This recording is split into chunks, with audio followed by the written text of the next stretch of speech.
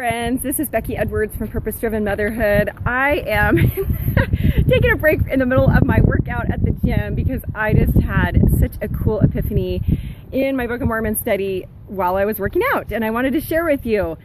And I think that all of us, especially us mothers, we just deal with Mary Martha moments all the time.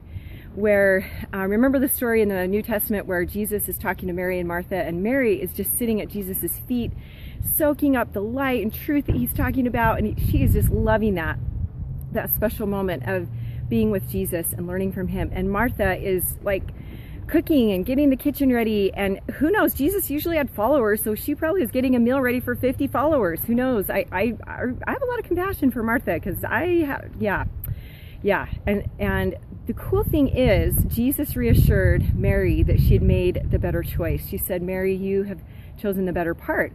And you know what? Maybe another day it would have been the better part to be making dinner at that moment for the 50 people. And my question for you is, how do you know? How do you know what the better part is? How do you know the highest choice in that moment? And I'm so not perfect at this, but I love that we have the Holy Ghost, the Spirit that we can check into and say, what's the better part? And just today I had a moment like that where I meant to go to the gym earlier in the day. I'm here after lunch, and I don't love that. I don't love putting off the gym till after lunch. But I had a feeling that I needed to do some other things to get myself ready for a class I'm teaching tonight, and I needed to do some other things first, and they needed to come first. But I still kind of beat myself up that I didn't do the Mary and the Martha. Do you ever do that? Do you ever expect yourself to do both?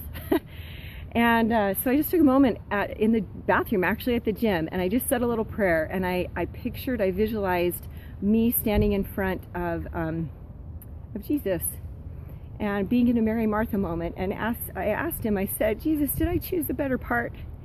And I just checked in with my heart to see what would he be telling me, and in my heart he told me, absolutely yes, absolutely.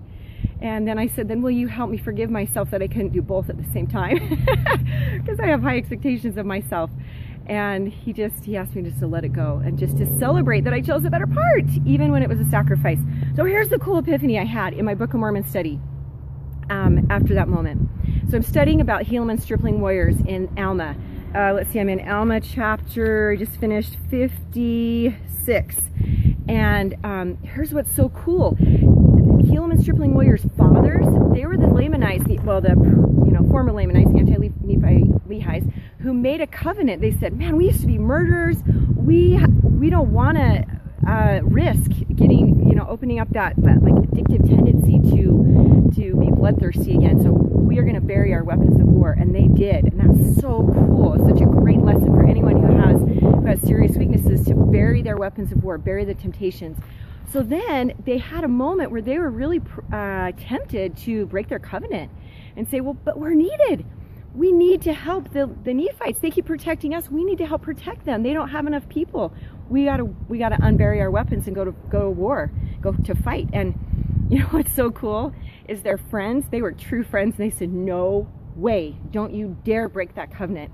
When you made a covenant with God, you keep it.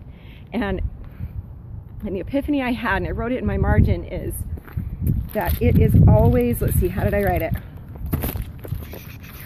Alma 56. It's better to keep covenants and rely on God's power than to break covenants and rely on your own power any day. That's such a cool lesson from the dads of the stripling warriors. We always give the moms credit because they taught their sons all this cool stuff. They taught them to obey, and they taught them to have faith, and definitely the moms are awesome and the dads are awesome. They kept covenants. Do you not think that helped protect their sons? You better believe it did. You better believe it did. And that reminds me of a little question that my son asked me today. He's in a rigorous program in 9th grade, and he said, Mom, when you were in college, how did you ever survive college without studying on Sunday? Because he knows that's our family deal. We don't study on Sunday. And I looked at him and I thought about it, and I said, well, I just had faith that God would stretch my week, that he would help me get my studies done Monday through Saturday if I kept the Sabbath day holy. Same thing with tithing, that if I pay 10%, he would stretch the 90% to go bigger. And that's my little message for today, is to choose the better part. Keep your covenants. Follow the Spirit. When the says to do one thing, be a Mary in the moment, and bless Martha's heart. I'm not trying to put her down because I've had so many of those moments, but choose that better part of choosing the higher part and relying on God's miracles for you when it looks like it's not going to work because you didn't do it yourself. And the cool thing is, as you get further deeper into the story, you see miracle after miracle with the sons, the Helena stripling warriors. Their parents both kept covenants. They kept their covenants. They had tremendous faith. They chose the better part. They were able to save, well, none of them died, first of all, even though they all got wounded. And then they were able to save this entire army of Antipas and have these serious miracles happen because they chose the better part and they relied on the power of God. So that is my invitation for you today, is check in. Am I choosing the better part? And if I have, celebrate it. Celebrate that you chose the better part. Forgive yourself that you didn't do A, B, C, and D, but you chose A. You chose the better part. And if you chose C and not the better part, forgive yourself and move on. Jump up to A. That's my invitation for you today. Have a fabulous day. Bye.